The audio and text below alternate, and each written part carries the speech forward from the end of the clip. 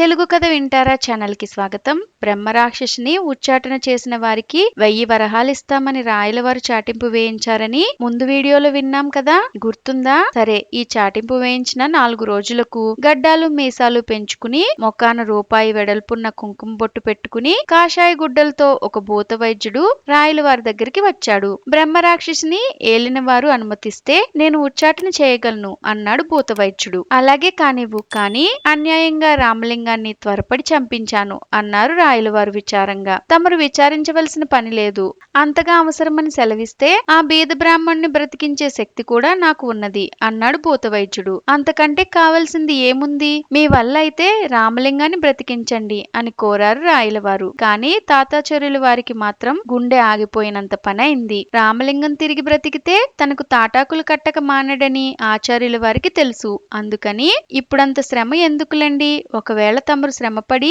ఇవాళ బ్రతికించినా రేపటికల్లా ఏదో కొంటి పని చెయ్యక మానడు. రాయలవారి ఆగ్రహానికి గురి అయ్యి తిరిగి చావక మానడు. అందుకని ఏదో హత్యాపాతకం పోయేందుకని ఉచ్చాటన ప్రాయశ్చిత్తం మాత్రం జరిపించండి అన్నారు ఆచార్యుల వారు తన ఆత్రమంతా వెళ్ళగొక్కుంటూ. అలాగైతే మరి తెలియక అడుగుతున్నాను, రామలింగం చేసిన తప్పుకే కదా తమరు శిక్షించింది. అలాంటప్పుడు ఈ ఉచ్చాటన ప్రాయశ్చిత్తం కావాలని ఈ హడావిడంతా దేనికండి అని అడిగాడు భూత వైద్యుడు. దానికేమున్నది, ప్రజల మేలు దేశక్షేమం కొరకు ఈ శాంతి క్రియలు జరిపించవలసిందే అన్నాడు తాతాచార్యుల వారు. ఆచార్యుల వారు చెప్పింది ముమ్మాటికి నిజం. మరి తమరు ఉచ్చాటన ఎప్పుడు ప్రారంభిస్తారు అన్నారు రాయలవారు. నేనైతే ఇప్పుడే ఏలిన వారి ఎదుట ప్రారంభించడానికి సిద్ధంగా ఉన్నాను అన్నాడు భూత వైద్యుడు. ఊరి వెలుపల రావి చెట్టు మీద ఉంటే తమరు ఉచ్చాటన ఇక్కడ జరిపించటమేమిటి అని అడిగారు ఆచార్యుల వారు కంగారు పడుతూ. తమరు కంగారు పడవలసిన అవసరం లేదు. అదీగాక రామలింగం తిరిగి బ్రతికేలాగైతే ఈ ప్రాయశ్చిత్తకాండ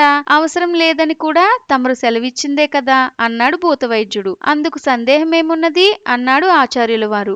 అలాగైతే ఉచ్చాటన ప్రాయశ్చిత్తం ఇదిగో పూర్తి చేశాను అంటూ గడ్డాలు మీసాలు ఊడదీసుకుని భూత వైద్యుడి వేషంలో ఉన్న రామలింగం బయటపడ్డాడు. ఆ స్థానంలో ఉన్న వారంతా అలాగే విస్తుపోయి చూడసాగారు. రాయలవారు తరువాత జరిగినదంతా అడిగి తెలుసుకుని, ఔరా పిడుగా, ఎంత పని చేశావు? నీవు చచ్చావని నీ భార్యకి ఇస్తూ ఉన్న మనువర్తి ఇవాళతో ఆపివేయిస్తున్నాను.